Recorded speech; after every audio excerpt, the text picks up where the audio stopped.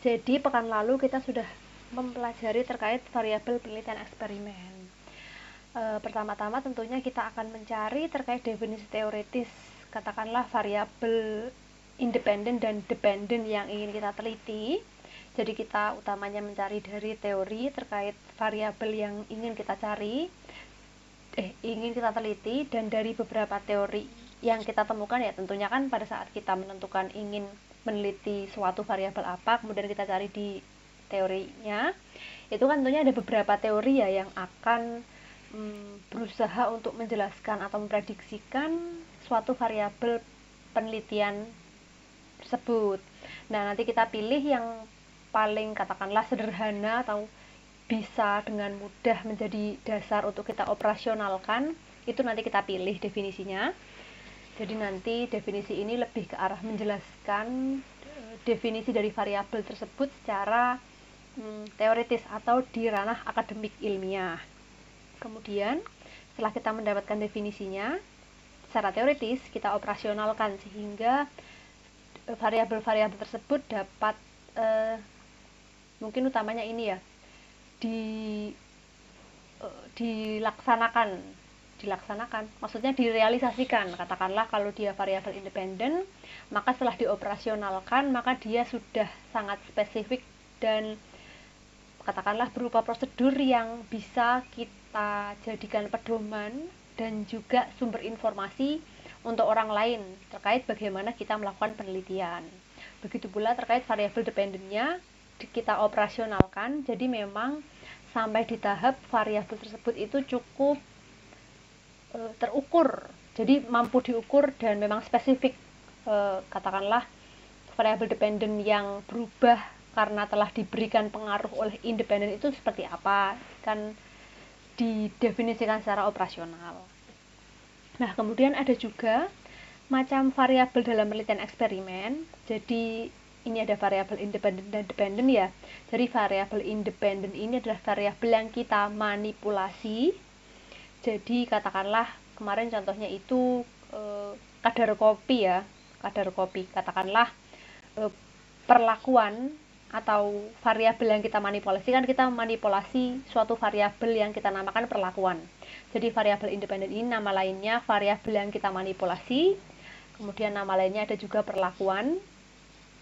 Ya, kurang lebih itu yang kita tentukan sebagai peneliti. Itu yang kita duga akan memberikan pengaruh terhadap variabel dependennya. Yang nama lainnya adalah perilaku yang kita ukur ya, measured variable atau variabel yang kita ukur. Katakanlah nanti dia kalau dalam bentuknya skala ya berarti hasil skor kuantifikasinya. Kemudian katakanlah misal kalau berdasarkan katakanlah kan ada yang mengamati itu misalnya checklist perilaku. Jadi nanti misalkan apakah dia merasa bosan, kita checklist. Jadi respondennya tidak menjawab secara langsung, tapi kita yang mencentang. Respondennya terlihat bosan, kemudian respondennya terlihat tidak fokus misal dan lain sebagainya, itu juga bisa nanti masuknya variabel dependen yang sudah teroperasionalkan, yang mendapatkan pengaruh ya. Jadi ini utamanya adalah kalau di eksperimen itu kita menguji apakah variabel independen ini memberikan pengaruh terhadap variabel dependen. Nah, kemudian yang ketiga ada variabel kontrol. Variabel kontrol ini dia yang salah satunya menjadi ciri khas dari penelitian eksperimen ya. Jadi ada variabel yang tidak kita biarkan bervariasi. Jadi memang ada suatu variabel yang dia itu wajib sekali hanya ada satu level, atau dia tuh katakanlah misal kita mau melakukan penelitian yang ini ya, pengaruh kopi terhadap produktivitas pekerja pabrik. Nah, katakanlah variabel yang kita kontrol itu adalah waktu pelaksanaan, jadi pagi hari. Jadi kita hanya fokus ke penelitian kita hanya fokus ke variabel yang kita kontrol itu pagi hari, jadi tidak kita lakukan katakanlah pelaksanaan penelitian atau pemberian ini ya variabel independennya, atau kita beri kopi dia itu siang atau sore hari, tidak bisa. Jadi memang Katakanlah kita kontrol waktunya, berarti di situ waktu sebagai variabel kontrolnya. Nah, kemudian ada juga misalkan ini ya, kriteria inklusi dari eksperimen. Kriteria inklusi dari subjek. Jadi kita memang mendaftar ya, atau membuat daftar kriteria responden yang kita inginkan untuk menjadi subjek dalam penelitian kita. Katakanlah kalau dalam posisi ini, pertama subjeknya itu tidak boleh memiliki riwayat kecanduan kafein. Itu kan masuk variabel kontrol ya, berarti kecanduan kafeinnya kita kontrol, tidak boleh ada.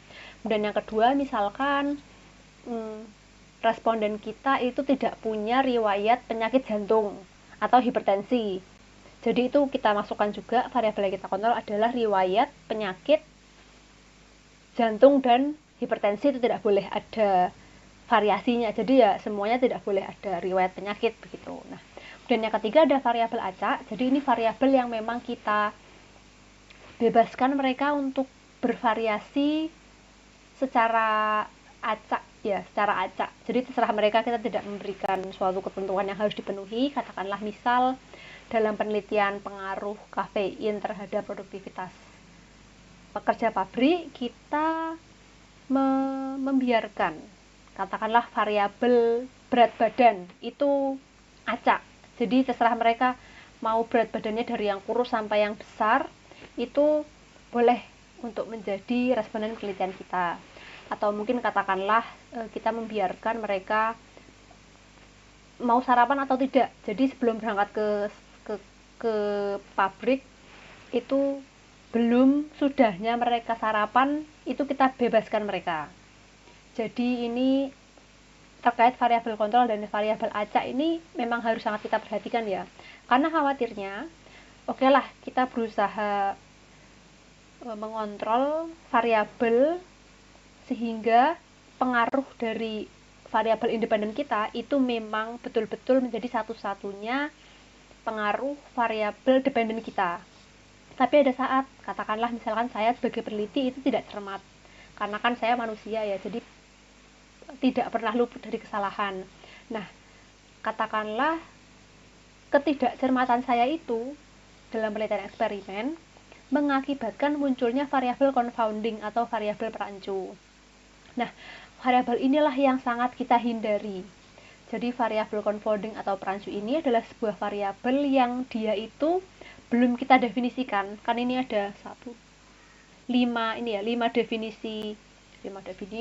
Ya katakanlah 5 definisi variabel dalam penelitian eksperimen kita. Nah, katakanlah ada satu variabel yang belum kita definisikan dalam penelitian kita, dan dia itu berubah secara sistematis seiring kita memberikan perlakuan kepada subjek kita.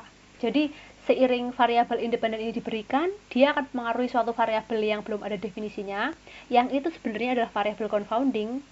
Dan ternyata variabel dependen ini itu dampaknya bukan semata-mata karena variabel independen, namun juga ada pengaruh dari variabel confounding tadi. Dan keberadaan variabel confounding ini itu sangat mengancam validitas internal kita, validitas internal eksperimen kita. Di sini validitas internal eksperimen dipahami sebagai ini ya, suatu penjelasan atau klaim ya, atau pembuktian bahwa satu-satunya pengaruh atau penyebab dari berubahnya variabel dependen kita itu hanya variabel independennya atau hanya dari perlakuan. Nah, jika ada variabel confounding tadi, perancu, maka validitas internal kita itu melemah dan malah terancam. Dan itu tentunya yang sangat kita hindari dalam penelitian eksperimen.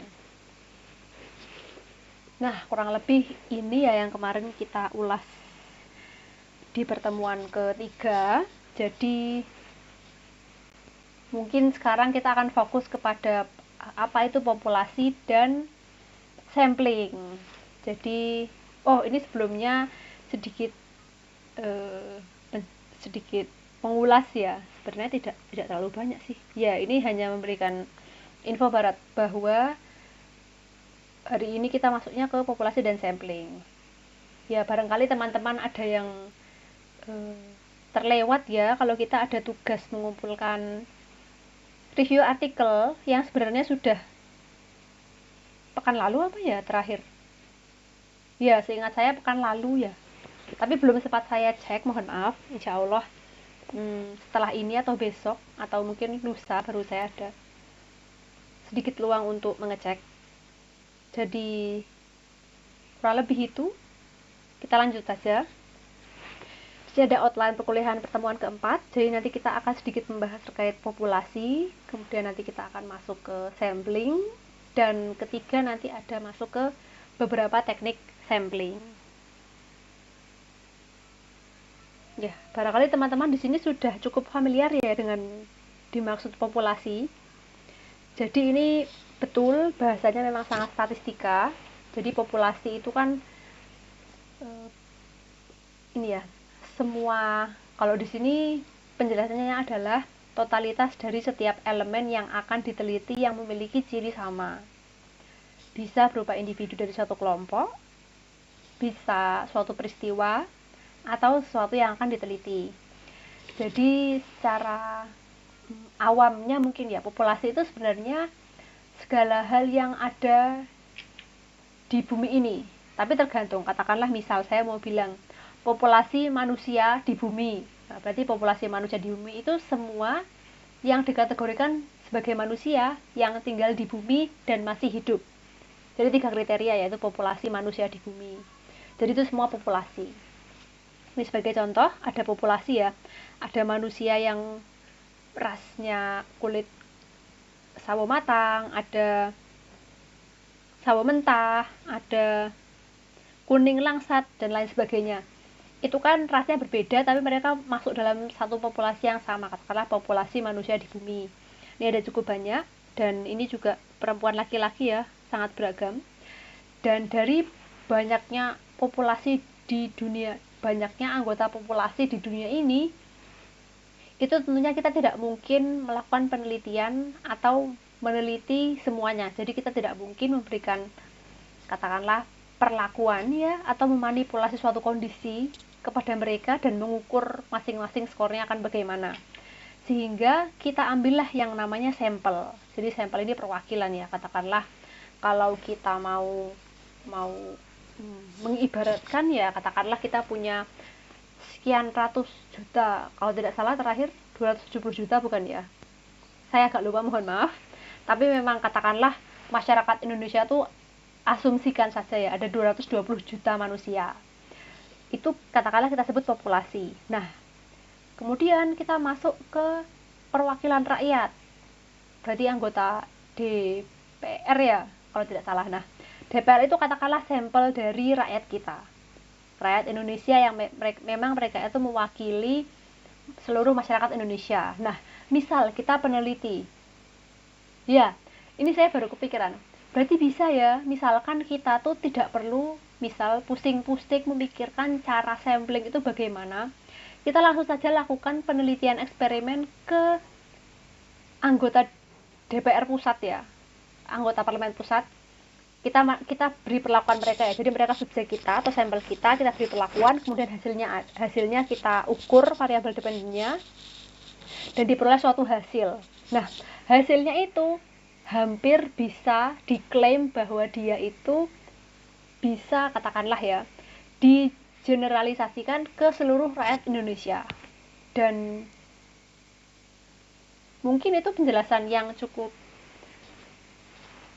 sederhana dan sangat dekat dengan kita ya saat ini. Kurang lebih mungkin seperti itu ya, terkait hubungan antara populasi dan sampel. Nah, sampel di sini mungkin seperti yang sudah sedikit diterangkan ya, ialah bagian dari jumlah dan karakteristik yang dipunyai oleh populasi. Jadi mereka harapannya memiliki karakteristik atau ciri yang sama. Nah, tentunya saat kita memilih beberapa sampel ini, kita sangat berharap mendapatkan sampel yang bisa mewakili populasi. Jadi caranya juga tidak asal-asalan. Statistika sudah berusaha untuk memberikan beberapa alternatif cara terkait bagaimana cara mengambil sampel yang kita kenal sebagai sampling. Bahasa Inggris ya. Bahasa Indonesianya saya kurang yakin apa, tapi mungkin dia lebih ke teknik pengambilan sampel ya. Jadinya sampling begitu. Ini sedikit dijelaskan ya, tidak mungkin mempelajari seluruh populasi, jadi harus pilih subjek atau beberapa subjek untuk dijadikan sampel. Nah, kita lanjut. Di sini ada sampling ya. Jadi sampling ini teknik pengambilan sampel atau disebut juga sebagai penentuan siapa subjek penelitian dan melakukan seleksi terhadap mereka. Jadi kita menentukan subjek penelitiannya itu kriterianya bagaimana, di populasi mana, batasannya apa saja, dan kemudian kita melakukan seleksi. Dan sampling ini itu tergolongnya penting ya, terlepas dari desain apa yang digunakan. Jadi dia ini diterapkan tidak hanya di eksperimen, namun juga katakanlah di metode kuantitatif menggunakan survei atau korelasi ya korelasi juga membutuhkan itu. Dan apalagi ya mungkin untuk yang kualitatif juga. Jadi memang teknik sampling ini cukup luas bahasannya ya, tidak hanya di kuanti namun juga di kualitatif. Namun di eksperimen ini saya akan lebih banyak membahas di kuantitatifnya. Maksudnya metode penelitian yang berdasarkan kuantitatif ya pendekatannya. Nah, kemudian sampling ini itu dia menjadi penentu seberapa akurat kita bisa mengeneralisasi temuan kita dari sampel yang kita pelajari ke populasi di mana dia itu kita ambil, atau dari populasi yang dicerminkan dalam sampel kita. Jadi kalau kita katakanlah asal-asalan ya melakukan sampling, jadi kita asal-asalan memilih subjek sebagai sampel dari populasi, itu kita menjadi sangat lemah ya kemampuan kita untuk mengeneralisasi atau bahkan menunjukkan seberapa sampel kita itu mewakili populasinya. Jadi memang ini salah satu harapannya bisa dikuasai oleh teman-teman ya teknik sampling. Jadi kalau misalkan memang sangat banyak yang sangat berminat di bidang penelitian, ini akan amat sangat bernilai bagi teman-teman semua. Nah, kita lanjut saja. Di sini ada beberapa teknik sampling ya. Secara umum dibagi menjadi dua, yaitu probability dan non-probability. Jadi ini probability itu kan probabilitas ya, atau katakanlah peluang ya, probability. Peluang, kemungkinan. Artinya peluang atau kemungkinan. Hanya saja kalau untuk bahasa Indonesianya saya kurang yakin ya, karena sebagian besar orang Indonesia juga menggunakan bahasa Inggris dalam melaporkan teknik samplingnya atau teknik penentuan sampelnya dalam artikel-artikel. Dan yang kedua ada non-probability sampling atau teknik pengambilan sampel yang tanpa peluang, tanpa kemungkinan. Jadi yang membedakan antara kedua teknik sampling ini, yang pertama dia kalau yang probability itu dia seleksinya itu secara acak atau random selection ya. Jadi semua anggota populasi itu memiliki peluang yang sama untuk dipilih sebagai subjek. Jadi ini tidak ada kolusi, tidak ada nepotisme ya dalam random selection. Sementara kalau yang non probability sampling, non probability sampling ini dia dipilih secara subjektif oleh peneliti. Namun tidak seutuhnya subjektif ya berdasarkan kolusi atau nepotisme, itu bukan. Tapi ada beberapa penjelasannya di sini. Di sini contohnya ada teknik sampling non probability menggunakan kuota, ada yang menggunakan convenience atau kenyamanan dari peneliti, ada juga yang purposive, jadi dipilih berdasarkan tujuan dari penelitian secara spesifik. Ada juga snowball, bola salju, yang dia ini dari kecil ke besar ya. Snowball kan dari atas, kalau dia terus menggelinding kan lama-lama menjadi besar. Jadi itu ilustrasi dari teknik sampling non probability snowball. Sementara kalau yang probability itu sebagian besar ada random-randomnya.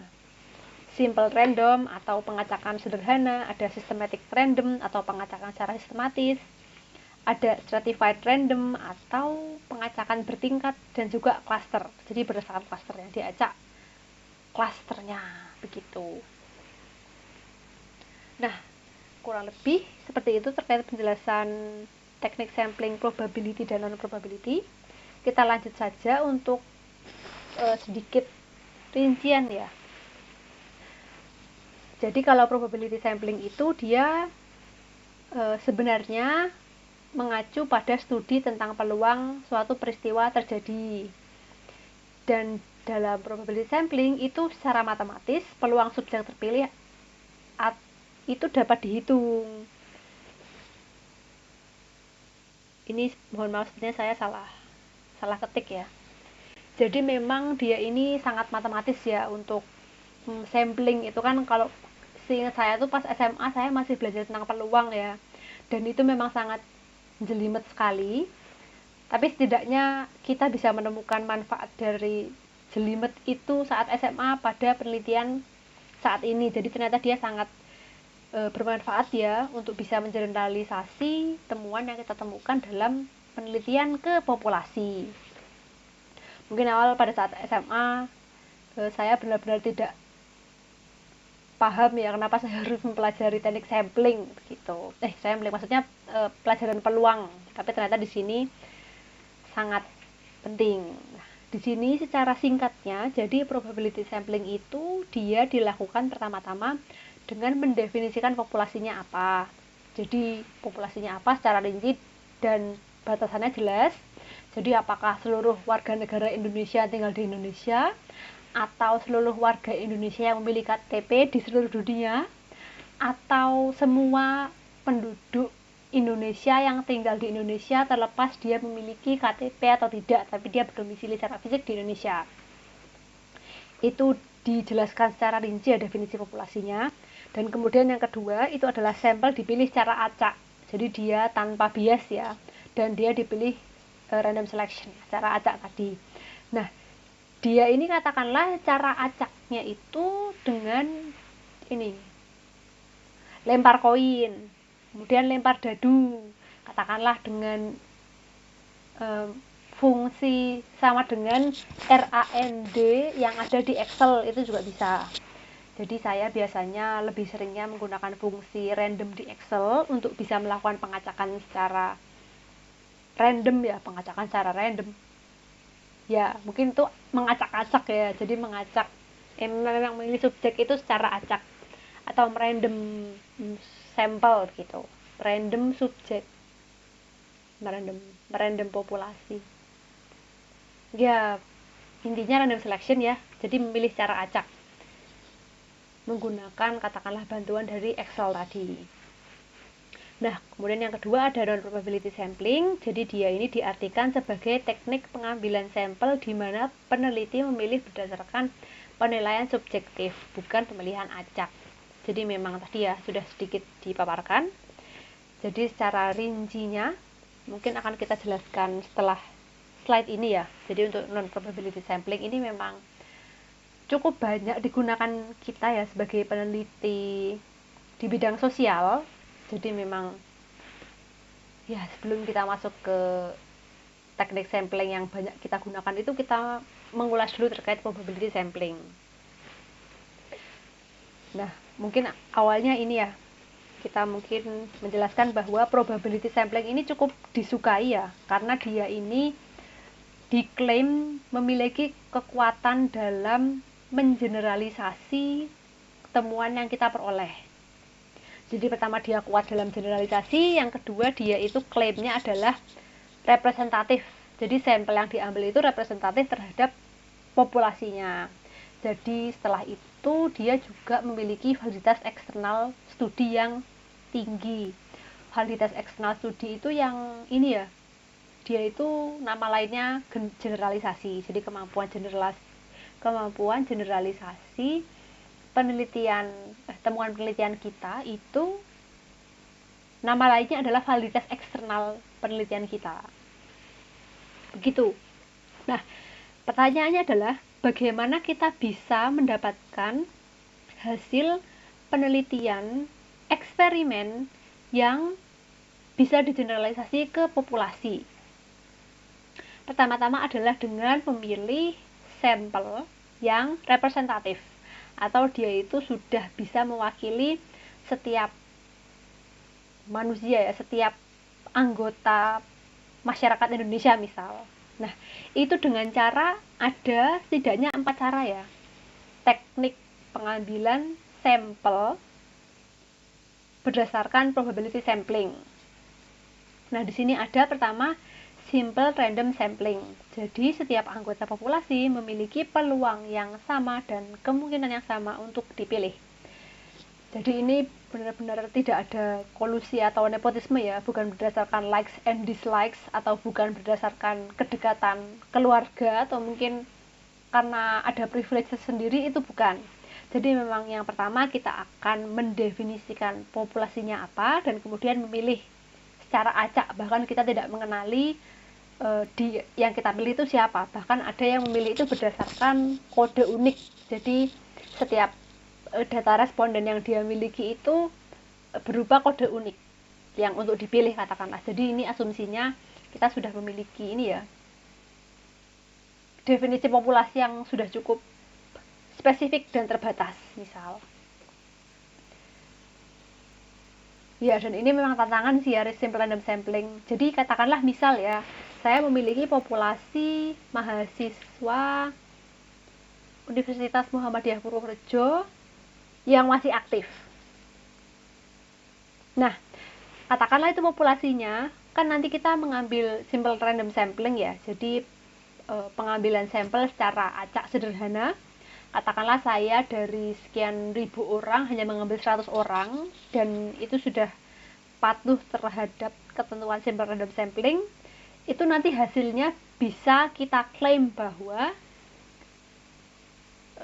hasil misalkan pengaruh kopi terhadap produktivitas mahasiswa UMPWR ya, dan dari 100 orang sampel kita itu kita menggunakan simple random sampling. Nah, hasilnya itu bisa kita generalisasikan ke populasinya, di mana populasinya ini adalah mahasiswa Universitas Muhammadiyah Purworejo. Ya, jadi itu kuatnya sampling probability ya, dengan probabilitas. Jadi setiap orang memiliki peluang yang sama untuk dipilih. Kemudian yang kedua ada systematic random sampling. Jadi teknik pengambilan sampel secara acak dan sistematis. Pengacakan sistematis. Jadi di sini itu katakanlah kita sudah memiliki list atau daftar dari semua anggota ya. Jadi jika setiap anggota populasi diketahui, pemilihan subjek secara sistematis menurut pola tertentu. Jadi di sini katakanlah saya tidak meminta bantuan Excel untuk merandom tadi fungsi RAND ya. Saya juga tidak katakanlah melempar koin untuk menentukan subjek ini masuk atau tidak melempar dadu. Jadi yang saya lakukan adalah katakanlah misal dengan absen atau mungkin NIM ya, katakanlah NIM dari semua mahasiswa aktif Universitas Muhammadiyah Purworejo, dari yang semester sangat tua sampai yang barusan masuk, itu dibuat daftar memanjang. Dan katakanlah pola yang kita ambil adalah kita mengambil setiap bilangan lipatan ke 10 misal. Jadi semua yang ada di urutan nomor 10, 20, 30, 40, 50, 60, 70, 80 sampai akhir itu kita ambil sebagai responden. Nah, itulah bentuknya dengan pola tertentu. Jadi pengacakannya secara sistematis. Dia betul masih acak, namun pengacakannya itu secara sistematis berupa pola misal setiap absen ke-10. Jadi polanya tertentu. Begitu. Kemudian yang ketiga ada pengacakan bertingkat ya. Jadi di sini ada penjelasannya. Jika populasi diketahui memiliki subkelompok yang unik. Jadi unik ini maksudnya tidak ada duanya ya, ada penciri uniknya begitu. Pemilihan dilakukan secara acak pada masing-masing subkelompok dengan proporsi yang sama dengan populasi. Jadi di sini contohnya misal kita menggunakan populasinya Universitas Muhammadiyah Purworejo, itu daftarnya kan ada ya, dari fakultas apa. Nah, fakultas apa itu kan unik ya. Jadi kalau dari fakultas ilmu sosial ya ilmu sosial, tidak mungkin dia dari fakultas pendidikan gitu. Jadi memang sangat spesifik, atau mungkin kita mau per prodi, jadi kita ambil katakanlah perwakilan dari hukum dan juga psikologi, itu juga unik kan jatuhnya. Nah, nanti yang kita lakukan adalah mengacak per fakultasnya. Jadi dari satu fakultas kita acak dulu, kita ambil, kemudian dapat berapa sekian sampel ya. Kemudian dari fakultas kedua kita acak lagi, dari kita ambil sampelnya, dapat sampel kedua. Terus sampai semua fakultas kita acak dan kita ambil sampelnya. Nah, jumlah masing-masing sampel dari masing-masing fakultas itu setidaknya memiliki proporsi yang sama. Jadi katakanlah kalau misal ini ya, prodi psikologi itu kalau di populasi dari semua mahasiswa, dia tuh menempati sekitar 10%. Nah, jadi nanti dalam sampelnya juga dia itu dibandingkan keseluruhan sampel dia juga menempati 10%. Jadi ini ya, bahasanya apa tuh? Proporsinya sama tuh proporsinya sama. Ya terwakilkan mungkin ya secara ukuran. Jadi memang di populasi dia hanya ada 10%, ya di sampelnya dia juga harus hanya 10%. Nah, dengan metode stratified random sampling ini atau pengacakan bertingkat, kelebihannya adalah minoritas terwakilkan, dan yang kedua ini memungkinkan perbedaan prosedur untuk masing-masing subkelompok. Minoritas terwakilkan ini sudah jelas ya. Jadi katakanlah ada fakultas yang dia ini hanya 1% dari populasi, ya dalam sampelnya pun dia juga masih ada 1%, jadi tetap terwakilkan. Dan kemudian yang kedua adalah memungkinkan perbedaan prosedur untuk masing-masing subkelompok. Jadi katakanlah untuk memudahkan kita, misal kita melakukan penelitian eksperimen, kita lakukan dulu penelitian eksperimen untuk subkelompok prodi psikologi. Itu kan nanti satu prosedur, misalkan hanya bisa kita lakukan di hari Senin. Nah, kemudian yang kedua kita lakukan lagi prosedur kedua di prodi hukum, itu kita bisa lakukan Selasa. Nah, itu kan harinya beda. Jadi memang memungkinkan perbedaan prosedur untuk masing-masing subkelompok kalau kita menggunakan pengacakan bertingkat ya. Teknik pengambilan sampel pengacakan bertingkat. Nah, kemudian yang keempat ini ada teknik pengambilan sampel berdasarkan klaster ya.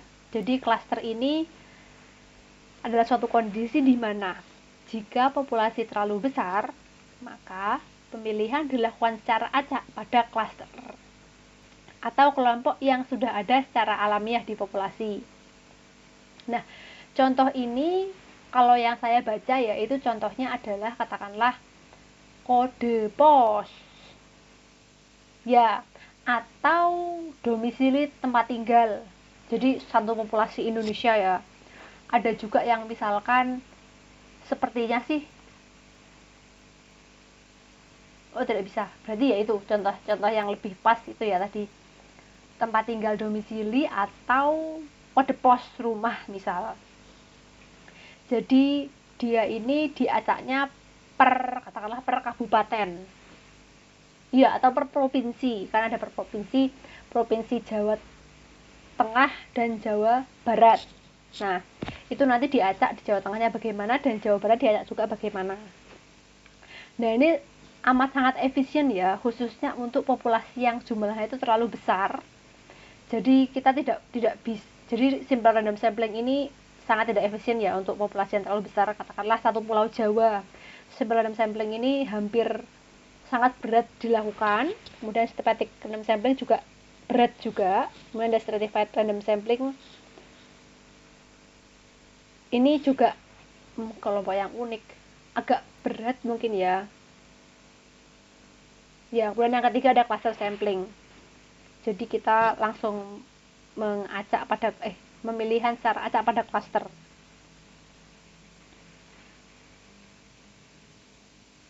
Jadi kita katakanlah dari provinsi itu ada dari provinsi ada kabupaten dan kota, yaitu kita acak juga, ambil beberapa.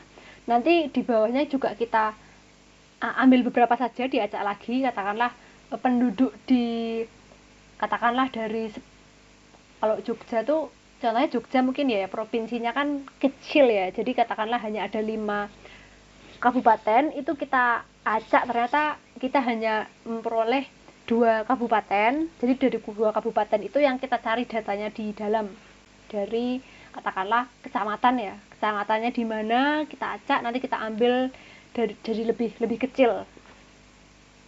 Jadi agak seperti stratified, tapi dia tuh dilakukan cara acak pada klasternya. Kalau yang sebelumnya kan kita dari semua dari semua fakultas kan ada perwakilannya. Kalau yang di sini klasternya juga kita acak dalam memilih sampelnya itu. Jadi tidak semua klaster, atau katakanlah semua kecamatan atau kota kabupaten itu terpilih. Nah, di sini tentunya sangat efisien. Dan yang kedua, kelemahannya adalah sampel mungkin saja memiliki kesamaan. Jadi katakanlah kita dari Jawa Tengah dan Jawa Barat, itu bisa jadi ada kesamaan dari sampel yang kita pilih.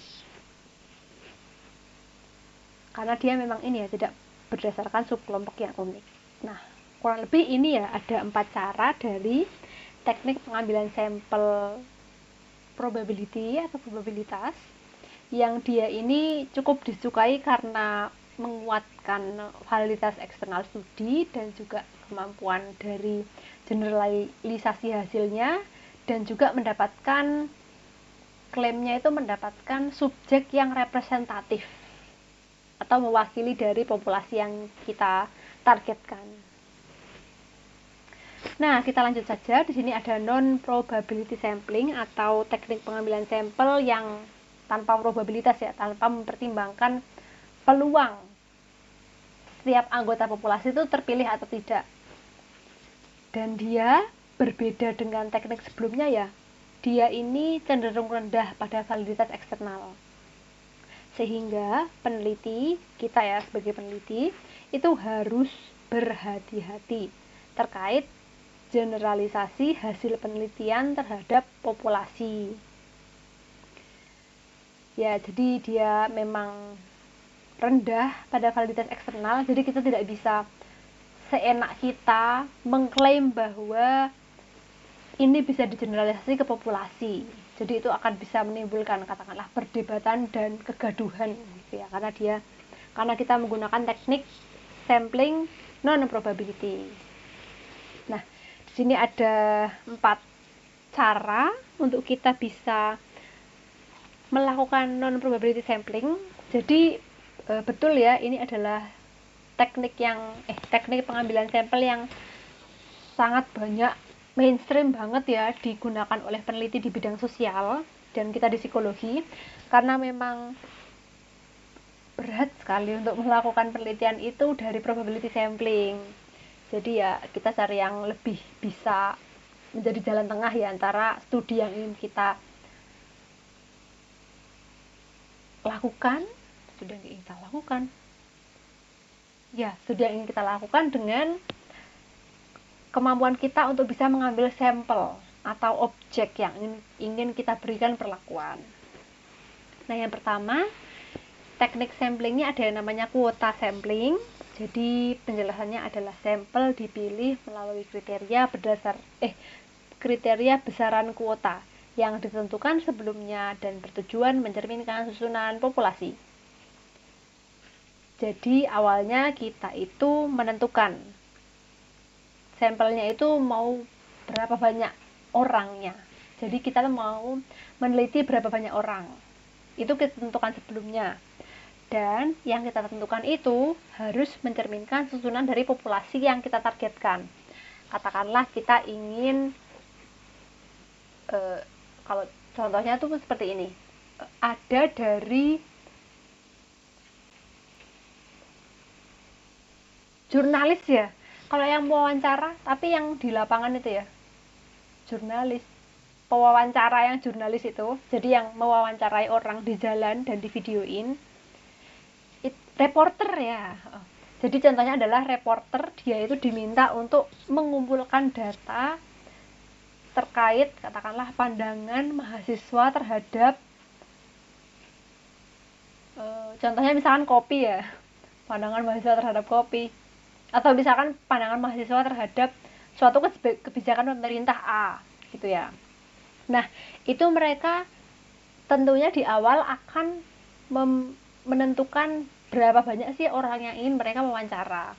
Dan susunan populasinya itu bagaimana? Katakanlah kalau di universitas itu 50% perempuan, 50% laki-laki, ya berarti mereka setidaknya kalau misalkan mengambil 40 orang, itu 20 orangnya itu perempuan, 20 orangnya laki-laki. Jadi kuotanya itu 40 dan cerminan dari susunan populasinya adalah proporsi perempuan laki-laki. Nah, itu contohnya kuota sampling. Dan yang kedua, itu adalah convenience sampling ya, atau accidental sampling. Jadi ini teknik pengambilan sampel yang kalau accidental kan tiba-tiba ya, accidental. Kalau setakat saya ini tiba-tiba ya accidental, tapi bahasa lainnya juga ada yang katakanlah kecelakaan, tapi kan kayaknya beda bahasan ya. Kalau yang convenience itu jelas. Jadi dia teknik pengambilan sampel yang membuat peneliti itu nyamannya peneliti gimana untuk merekrut sampelnya itu. Nah, ini contohnya adalah sampel berupa kelompok yang kebetulan tersedia, accidental, kebetulan tiba-tiba tersedia. Contohnya mahasiswa psikologi semester 5. Nah, ini misalkan ya, saya ini sedang melakukan penelitian dan saya ingin mengumpulkan data. Nah, kebetulan saya juga menjadi pengampu beberapa mata kuliah yang diambil oleh mahasiswa psikologi semester 5 di Universitas Muhammadiyah Purworejo ya. Itu saya bisa langsung memberikan kuesioner kepada teman-teman semua, atau mungkin memberikan perlakuan ya, melakukan studi eksperimen, itu bisa. Jadi nanti jatuhnya kalau saya melaporkan studi saya, itu saya akan menggunakan convenience sampling atau accidental sampling. Begitu. Nah, dan yang ketiga ada juga ini purposive sampling. Jadi penjelasannya adalah sampel mencerminkan tujuan spesifik dari studi. Dan ini cukup banyak kita temukan, misalkan kalau kita mau meneliti ini ya, katakanlah ini misal saya mau meneliti variabel conscious consumption. Jadi dia ada sebuah variabel di mana katakanlah konsumen ya, saya sebagai konsumen itu melakukan perilaku konsumsi atau membeli barang itu secara sadar penuh dalam artian apakah saya betul-betul menyadari bahwa apa yang saya beli itu hasil dari pekerjaan orang. Saya akan mencoba mencari tahu apakah pekerja pabriknya itu sejahtera atau tidak, mendapatkan upah yang sesuai atau tidak. Kemudian apakah bahannya itu memang terjamin ya, bahannya terjamin. Dan kemudian apakah ada sertifikasi, katakanlah SNI dari barang tersebut. Atau misalkan kalau kita beli makanan, kita mengecek ingredients itu apa ya, komposisi makanannya itu kita cek dulu. Nah, katakanlah kalau saya mau meneliti tentang conscious consumption, maka ada beberapa hal yang akan saya tentukan dalam studi saya. Misalkan pertama, orang itu setidaknya menyadari pentingnya makanan sehat dengan melihat ini ingredients. Itu misal contohnya. Jadi saya memang spesifik mau meneliti orang-orang yang sudah secara sadar melakukan perilaku konsumsi ya, konsumtif, yang dia tuh katakanlah secara sadar.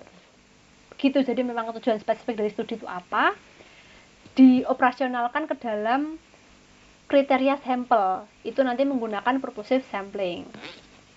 Nah, kemudian yang terakhir ada non-probability sampling berdasarkan snowball sampling ya. Kalau penjelasannya adalah beberapa orang sesuai kriteria dipilih sebagai sampel dan ditanya orang lain sesuai kriteria sebagai sampel. Jadi dia umumnya digunakan untuk ukuran sampel yang sangat kecil, jarang, atau populasi yang unik. Jadi di sini memang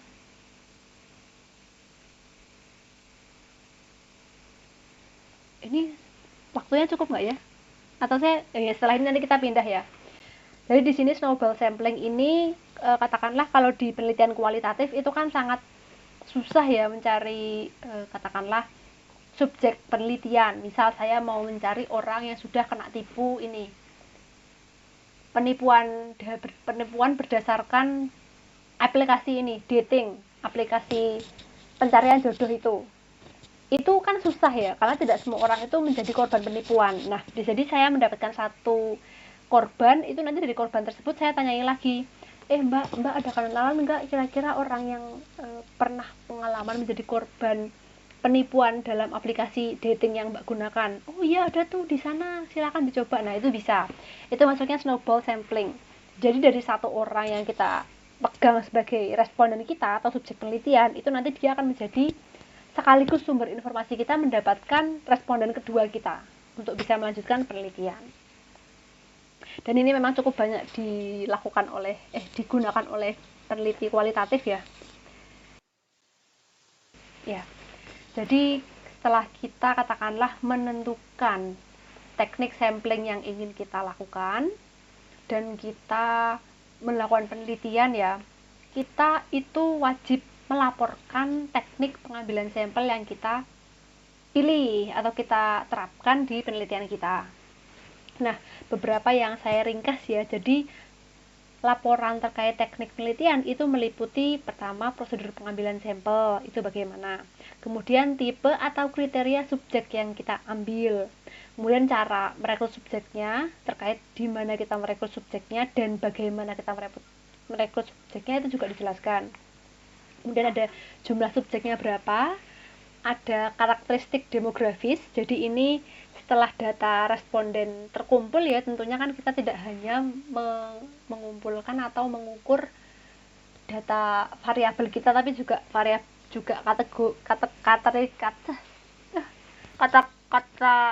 karakteristik demografisnya. Dan kemudian kita lanjut ke beberapa hal lain ya, terkait rincian yang mungkin mempengaruhi kesediaan subjek berpartisipasi, contohnya insentif.